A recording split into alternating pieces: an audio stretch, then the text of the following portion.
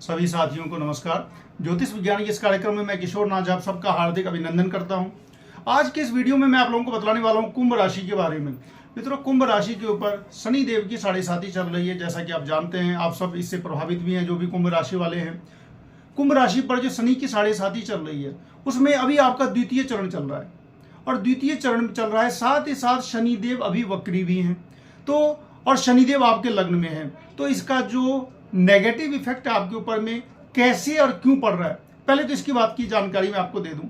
शनिदेव अभी आपके वक्री हैं और वक्री होने के बाद कोई भी प्लैनेट अपने पीछे वाली राशि का फल देने लगता है। कोई भी प्लैनेट वक्री कब होता है? जब कोई प्लैनेट अपनी गति पे रहता है, तो जब बहुत तेज गति हो जाती है तो अतिचारी गति कहते हैं। उसके बाद वो ग्रह ऐसा लगता है कि मानो वो उल्टा घूम रहा है, यानी कि उल्टी दिशा में घूम रहा है, या फिर ऐसा इल्यूजन सा लगता है। तो शनि देव के साथ अभी यही हो रहा है। वो अतिचारी गति के बाद वो वक्र गति में आ गए हैं। वक्र गति में जाने के बाद कोई भी प्लैनेट बहुत ही ज्यादा शक्तिशाली भी हो जाता है। और चूंकि शनिदेव एक क्रूर प्लैनेट है और वो शनिदेव चूंकि द्वादश भाव पर में अपना प्रभाव दे रहे हैं। बस यहाँ पर यही सबसे बड़ी बात यह है कि शनिदेव वक्री गति से तो चल रहे हैं और साथ ही साथ आपके लग्न में है और लग्न से द्वादश भाव पर उनका विशेष प्रभाव है। द्वादशेश भी शनि ही है। द्वादश भाव का जो कारक प्लैनेट होता है वो भी शनि ही है और साथ ही साथ वक्री प्लैनेट होकर के वो द्वादश भाव पर अपना प्रभुत्व जमाए हुए हैं। तो द्वादश भाव जो मित्रों होता है वो होता है खर्च का, अनावश्यक खर्च का, व्यय का, किसी भी प्रकार का जो कोर्ट कचहरी मुकदमा इन सब चीजों का होता है, मोक्ष का भी होता है। लेकिन यहाँ पर शनि देव ने आपको अनावश्यक खर्च दिया हुआ है, किसी न किसी प्रकार की समस्या दी हुई है, हॉस्पिटल, स्वास्थ्य, ये इन सब सारी चीजों में वक्री शनि का बहुत बड़ा हाथ है। शनि देव की जब 7.5 आती है कुंभ राशि वालों पर, तो पहला चरण तो लगभग सामान्य रहता है, लेकिन दूसरा चरण जो होता है वो बहुत ही ज्यादा पीड़ादायक होता है। ये सर्व सामान्य बात है। तो अभी आपके ऊपर में शनि देव का दूसरा चरण चल रहा है 7.5 का। मार्च 2025 तक शनि देव का 7.5 जो चल रही है उसका दूसरा चरण है। अब इसमें होता क्या है, 7.5 जब भी चलती है तो हर प्रकार से आपको शारीरिक रूप से, मानसिक रूप से, आर्थिक रूप से आपको परेशान करती है। सबसे पहले आपके कार्यस्थल पे परेशानी आती है। जहां पे आप कार्य कर रहे हैं वहां पे किसी न किसी प्रकार की बाधा उत्पन्न होगी। हो सकता है आपके बॉस के साथ आपका संबंध अच्छा नहीं रहे, या फिर आपको नौकरी से निकलना तक पड़ सकता है, या नौकरी छूट तक सकती है। यानी कि हर प्रकार से ऐसी समस्या आ जाती है। अब ये सोचेंगे कि शनि देव ऐसा करते क्यों हैं? मित्रों, शनि देव क्या होता है कि फल देते हैं कर्मों का। अब हम कहेंगे कि हमने तो इस जन्म में सब कुछ अच्छा ही किया, तब ऐसा हमारे साथ क्यों हो रहा है? मित्रों, क्या होता है कि शनि देव का जो फल होता है, इस जन्म के हमारे जो कर्म है उनका तो फल मिलता है, ये साथ ही साथ पिछले जन्म का जो कर्म होता है, जिनको हमको याद ही नहीं है पिछले जन्म हमने किया, लेकिन पिछले जन्म के कर्मों के आधार पर इस जन्म की कुंडली बनती है।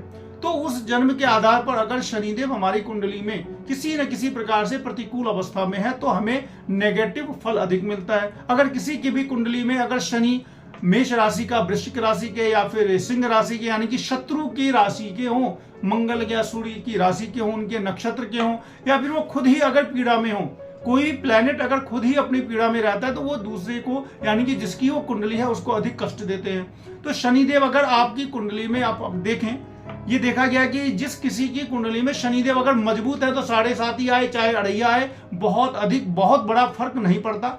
लेकिन अगर शनिदेव जन्मकालीन कुंडली में या नवमांश कुंडली में अगर वीक हैं, क्षीण हैं, शत्रुग्रही हैं, अस्त हैं, या फिर कमजोर हैं, या फिर शत्रु के नक्षत्र में हैं, या फिर शत्रु से युत हैं, या शत्रु से दृष्ट हैं, इनमें जितना ज्यादा से ज्यादा अगर ऐसा होगा तो ज्यादा प्रभाव होगा, कम है अगर है तो कम होगा। तो शनिदेव 7.5 के दौरान उन लोगों को अधिक कष्ट देते हैं जिनकी कुंडली में शनिदेव खुद से पीड़ित होते हैं।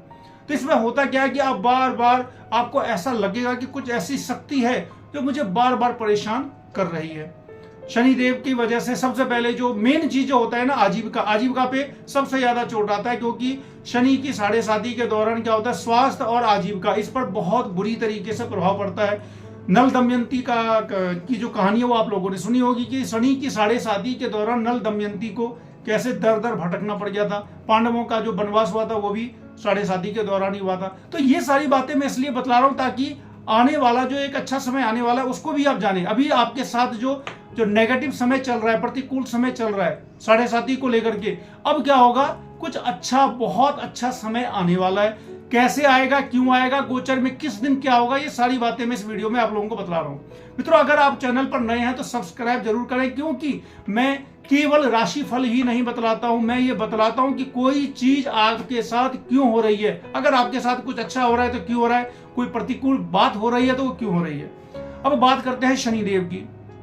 शनिदेव 3 अक्टूबर 2024 को सतभिषा नक्षत्र में प्रवेश करेंगे। सतभिषा नक्षत्र होता क्या, ऐसी कौन सी बात है कि सतभिषा नक्षत्र में प्रवेश करने से आपको राहत मिल जाएगी। तो मित्रों, सतभिषा नक्षत्र के स्वामी राहु होते हैं। शनि और राहु में मित्रता है।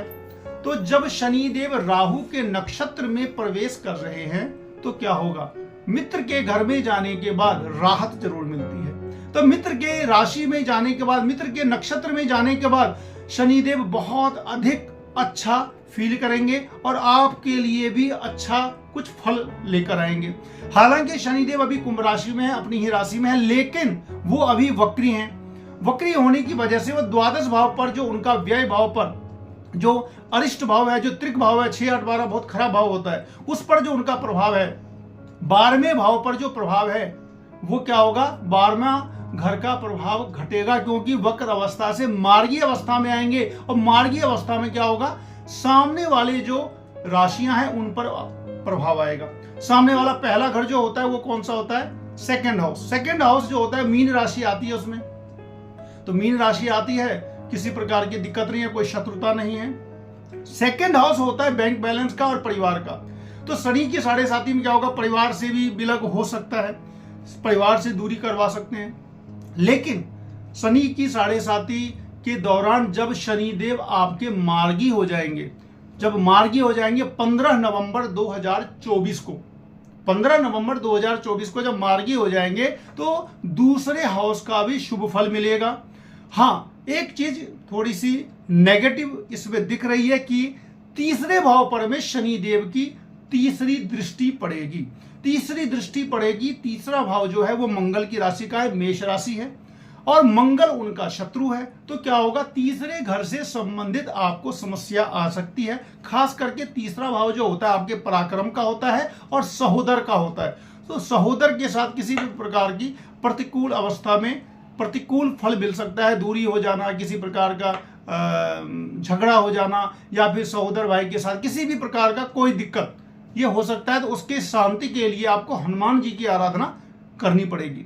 अब बात करते हैं, शनिदेव जो हैं सतभिषा नक्षत्र में गए तो आधी परेशानी आपकी समाप्त। जब 15 नवंबर को मार्गी हो जाएंगे उसके बाद भी लगभग कह सकते हैं कि आधी परेशानी समाप्त। और जब वो 30 मार्च 2025 को अगली राशि में चले जाएंगे। मित्रों, कुंभ राशि के साथ एक सबसे बड़ी बात यह है कि साढ़े साथी के जो 3 चरण होते हैं, पहला चरण सामान्य प्रतिकूल होता है, दूसरा चरण जो होता है वो बहुत ज्यादा भीषणकारी प्रतिकूल होता है, यानी कि बहुत ज्यादा खराब स्थिति आती है कुंभ राशि में साढ़े साथी की दूसरे चरण में। और तीसरा चरण जो होता है वो बिल्कुल सामान्य होता है। हालांकि शनिदेव का साढ़े साथी तो है, लेकिन उसमें जो प्रतिकूल फल है उनके फलों में कमी आ जाती है। तो शनिदेव आपके 3 अक्टूबर, 15 नवंबर, 29 मार्च, ये 3 डेट जो मैंने बतलाई, अब लिख कर रख लें कि 3 अक्टूबर से समस्याएं कम होनी शुरू हो जाएंगी, 15 नवंबर को समस्याएं आधी से ज्यादा खत्म हो जाएंगी,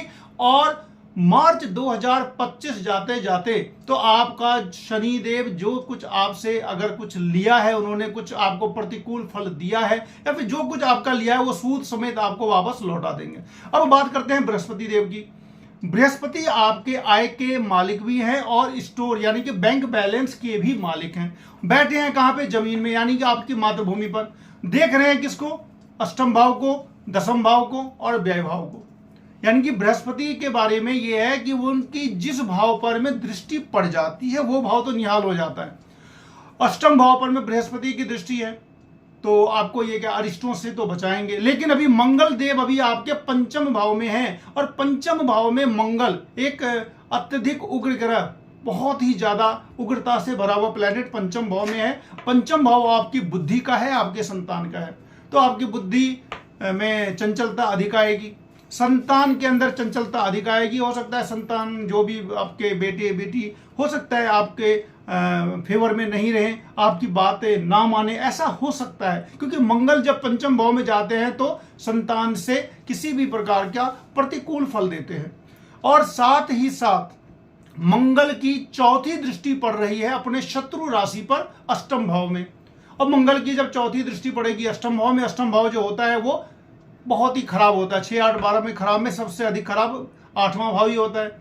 तो उसमें क्या होगा, किसी भी प्रकार का चोट लगना, दुर्घटना होना, ये सारी बातें करवा सकते हैं। लेकिन बृहस्पति की जो दृष्टि अष्टम भाव पर है तो वो आपको बचा कर तो रखेगी, लेकिन कोई चीज होने से मंगल रोकेंगे नहीं, बृहस्पति उसको बचाएंगे। अब ये क्या है कि मंगल देव 26 अक्टूबर को चले जाएंगे छठे भाव में।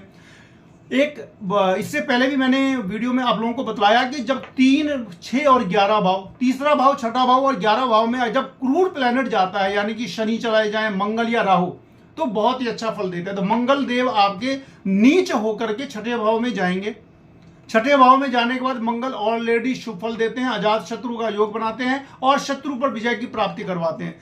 इसके बाद वो नीच भी रहेंगे, नीच रहेंगे और उनको नीच भंग राजयोग भी रहेगा। कैसे बनेगा नीच भंग राजयोग?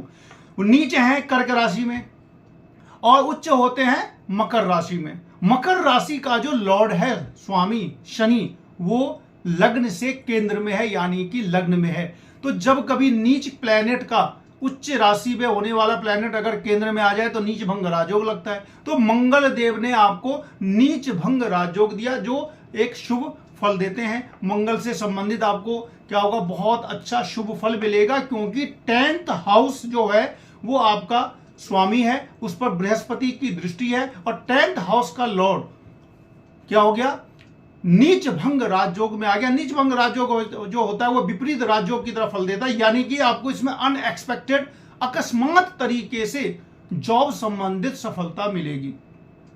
इधर बुधादित्य योग लगा हुआ ही है ऑलरेडी आपका, उस पर में बृहस्पति की दृष्टि भी है। फिर सूर्य और बुध और केतु लगभग हमेशा साथ ही रहेंगे, यानी बुधादित्य योग ऑलरेडी लगा हुआ रहेगा। राहु आपके सेकंड हाउस में, सेकंड हाउस का जो राहु स्त्री राशि में है और स्त्री राशि का राहु हमेशा शुभ फल देते हैं, अनएक्सपेक्टेड गुड रिजल्ट देते हैं। एवं प्रकार अगर हम देखें तो सबसे ज्यादा अगर नेगेटिव इफेक्ट अगर किसी प्लेनेट का मिल रहा है आपको तो वो शनि देव का ही मिल रहा है, क्योंकि वो वक्री अवस्था में है और द्वादश भाव का अधिक फल दे रहे हैं। और उनका जो शश नाम का जो पंच महापुरुष योग का जो फल है वो भी आपको नहीं मिल पा रहा है, क्योंकि शनि इतना ज्यादा नेगेटिव इफेक्ट आपको 12th हाउस का दे रहे हैं कि राजयोग वाला फल नहीं दे पा रहे हैं। लेकिन शनि जब 15 नवंबर से मार्गी हो जाएंगे तो क्या होगा, शश नाम का जो राजयोग आपकी कुंडली में बना हुआ है वो पूरी तरीके से बनेगा, उसका पूरा फल आपको मिलना शुरू हो जाएगा। शनिदेव जब 3 अक्टूबर से अपने मित्र की राशि में जाएंगे तो शनिदेव आपके ऊपर में कृपा बरसाएंगे, क्योंकि वो भी बहुत अधिक सुखद अनुभूति में आ जाएंगे, क्योंकि वो मित्र की राशि में चले जाएंगे। और शनि की जो 7.5 अभी आपके ऊपर में चल रही है, इसका मैक्सिमम शुभ फल प्राप्त करने के लिए आपको शनि का जो सामान्य मंत्र है, तांत्रिक मंत्र ओम शम शनिश्चराय नमः 108 बार उसको जाप करें। 3 बार आप हनुमान चालीसा का पाठ करें। शनि स्तोत्र जो शनि कवच है दशरथ कृत, उसको आप कम से कम 1 बार रोज पाठ करें। शनि कवच या फिर उसको शनि स्तोत्र कहा जाता है, उसको आप पाठ करें। मैंने वीडियो भी बनाई हुई है, आप वीडियो लाइब्रेरी में जा करके शनि कवच डाल देंगे तो आ जाएगा कि शनि कवच का करने से क्या फायदा होता है। और वो छोटा सा ही आप चाहे तो 5 मिनट करेंगे और वो करने से शनि और का जो 7.5 का जो दोष है वो बिल्कुल खत्म हो जाएगा। शनिवार के दिन आपको पीपल में जल देना है और तेल का एक दिया जलाना, इतना काम आप करिए, शनि देव का सारा नेगेटिव इफेक्ट बिल्कुल धीरे धीरे करके खत्म हो जाएगा। आपको अगर बुरे परिणाम मिल रहे हैं तो किस कारण से मिल रहे हैं मैंने ये भी बतलाया। आगे के समय में किस कारण से आपको शुभ परिणाम मिलेगा ये भी मैंने बतलाया। मित्रों, चैनल को सब्सक्राइब जरूर करें, कमेंट भी करें, आपको कैसा लगा ये भी बतलाएं और कंसल्टेशन के लिए आप कॉल भी कर सकते हैं। और अगले वीडियो में फिर मिलते हैं, तब तक के लिए नमस्कार।